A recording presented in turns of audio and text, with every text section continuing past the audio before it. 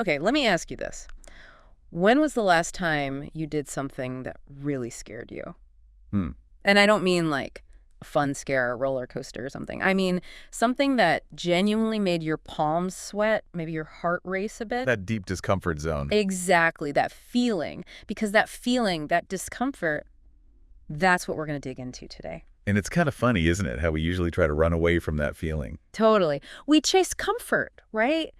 Comfortable jobs, comfortable routines, comfortable goals even. Yeah. And look, some comfort is good. It's necessary. But always chasing it, it can actually hold you back. Like a cage. Keeps you safe, maybe, but stops you from, growing. Precisely. It limits what you think you're capable of.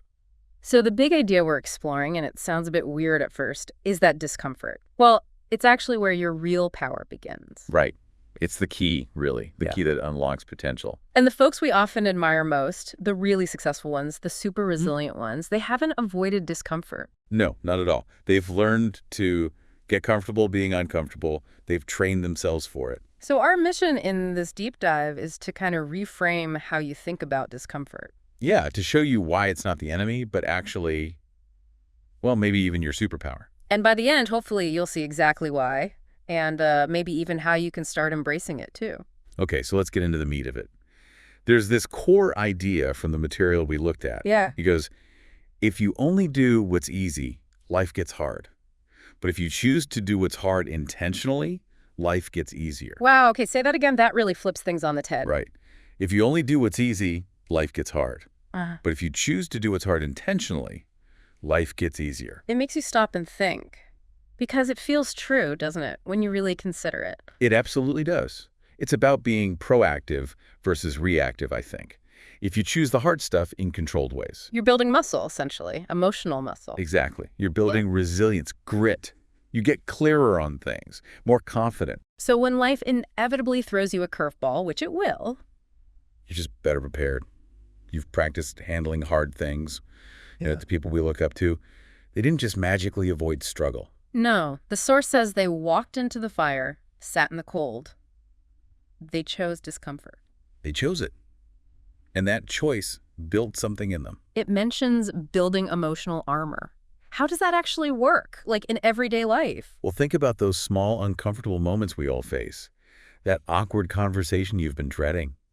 Yeah. Definitely avoid those sometimes. We all do. Or, dragging yourself to that workout when you really don't feel like it. Or starting something new, like learning a skill, and feeling totally dumb at first. Yes, all of those.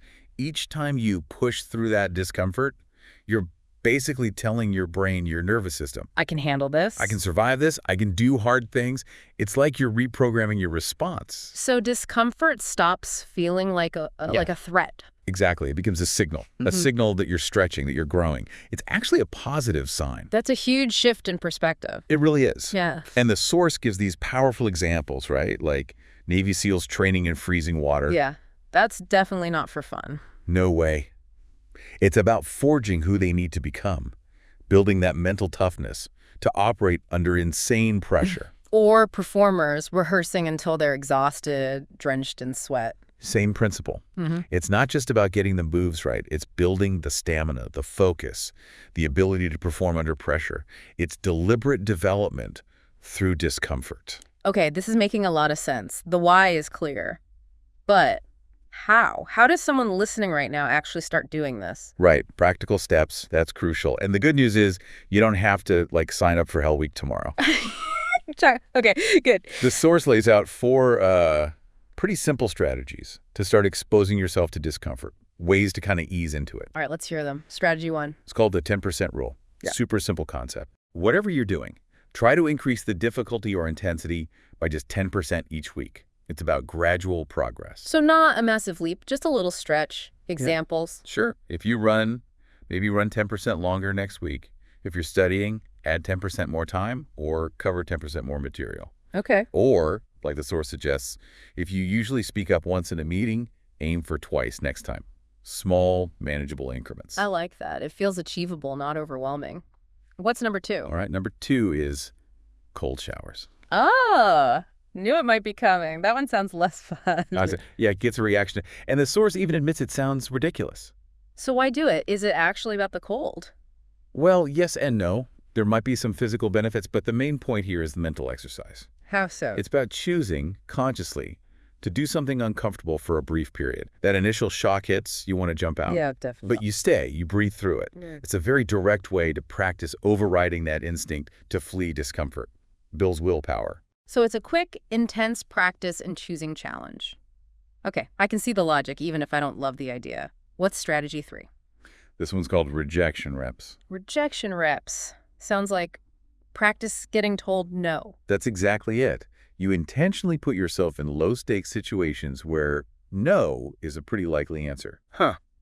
Like what? Maybe applying for a job that feels like a slight stretch, or asking for a small discount on something you're buying, or just voicing an idea that's a bit out there. But the goal isn't actually to get the yes. Not primarily, no. The goal is to get more comfortable with the possibility of hearing no, to kind of desensitize yourself to the sting of rejection. The source calls it exposure therapy for your ego. Which is brilliant, right? You face it in small ways, so it has less power over you when the stakes are higher. That's actually really smart. Okay, makes sense. And the last one, number 4. The first's weekly challenge. Ooh, I like the sound of that one. Yeah, this one's about making novelty a habit. The challenge is simple.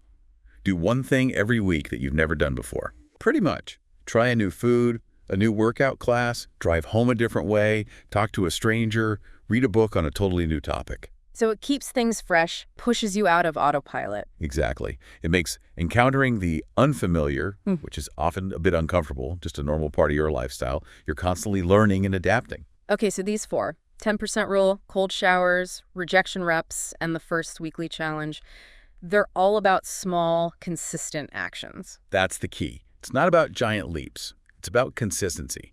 And the source has this great line. Every time you take an uncomfortable action, you're casting a vote for your future self. Oh, I like that. Casting a vote for the person you want to become. Yeah.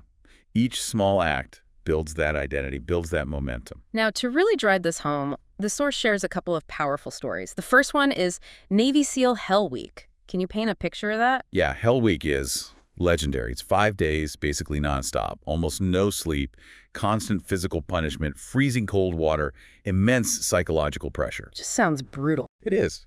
But it's designed to push people way beyond what they think their limits are. It strips everything away. And the point isn't just physical toughness. No, not primarily. It reviews character. Who can keep going when everything screams stop? And interestingly, it's not always the biggest, strongest guys who make it. Really? Often it's the ones with incredible mental grit. The ones who, as the source says, embrace discomfort without flinching. They find a way to operate within the suffering. Wow. So extreme discomfort reveals and forges resilience. What about the other story, Viola Davis? Totally different world. Completely different, yeah, but a similar theme. Viola Davis, amazing Oscar-winning actress. She's talked about how terrified she used to be of vulnerability on stage. Really? She seems so powerful. Now, yes. But early on, that feeling of being totally exposed, emotionally raw in front of people, deeply uncomfortable, terrifying even. So what did she do? She didn't run from it. She made a conscious choice to lean into the discomfort of total exposure. Yeah. To be raw, real, vulnerable. And that became her strength. It became her superpower.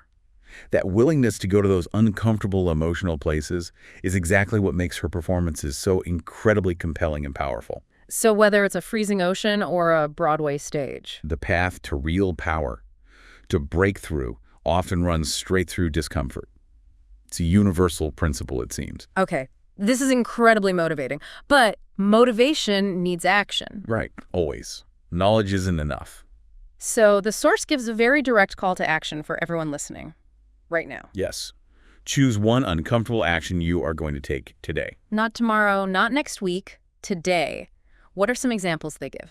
Things like sending that email you've been avoiding, signing up for that class that scares you a little, maybe recording that first video if that's your thing. Or even just saying no, where you usually automatically say yes. Exactly. Pick one thing, just one. And crucially, write it down. Why write it down? Makes it real, makes it a commitment. And then, the most important part. Go do it. Go do it. Break that inertia. Because, like the source says, growth doesn't happen in theory. It happens in action. And today is your day to act. Love it. Take action today. Now, there are a couple more things suggested to really embed this. The first is about purpose. Yeah, creating a personal purpose statement. The idea is to connect why you're willing to face discomfort. Give it a bigger meaning than just, gritting your teeth. Exactly. The structure they suggest is simple. My purpose is to blank, so that blank. My purpose is to blank, so that blank. Right. So you fill in the blanks. Who do you want to impact? Why do you want to grow? How does facing discomfort help you achieve that bigger so that... Did you give an example? Sure. Like, my purpose is to lead by example so that my children learn to be brave. Or, my purpose is to create fearlessly so that others feel freer. Or maybe, my purpose is to overcome my limits so that I can better help others push past theirs. Ah, I see. It ties the uncomfortable action to a meaningful outcome. That's powerful. It gives you fuel when things feel tough. Hmm. And the second practice... Tracking daily discomfort. Sounds simple. It is. Just track one uncomfortable thing you did each day.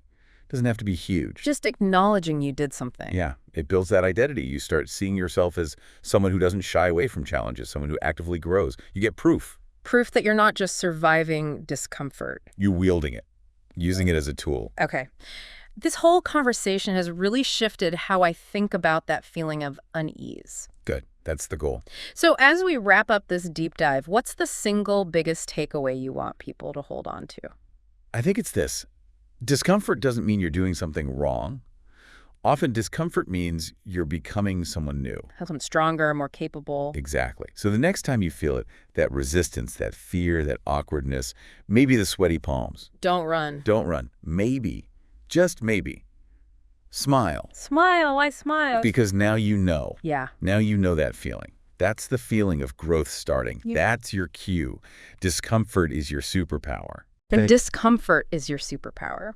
I really like that. So for everyone listening, I really urge you, take that call to action seriously. Yeah, pick that one thing today. Pick it, write it down, and do it. And maybe try tracking those small wins this week. See how it feels. Remember, you're stepping onto a path that everyone who's achieved anything significant has walked. It's not always easy, but it's where the real growth happens. Absolutely. So we'll see you out there pushing those edges. Right on the edge of the comfort zone. Because that's where we rise. That's where we grow. That's where we become unshakable. Let's get uncomfortable. Let's get powerful. Let's go. Think about it now. Did this resonate? What's your one uncomfortable action for today? And who else needs to hear this?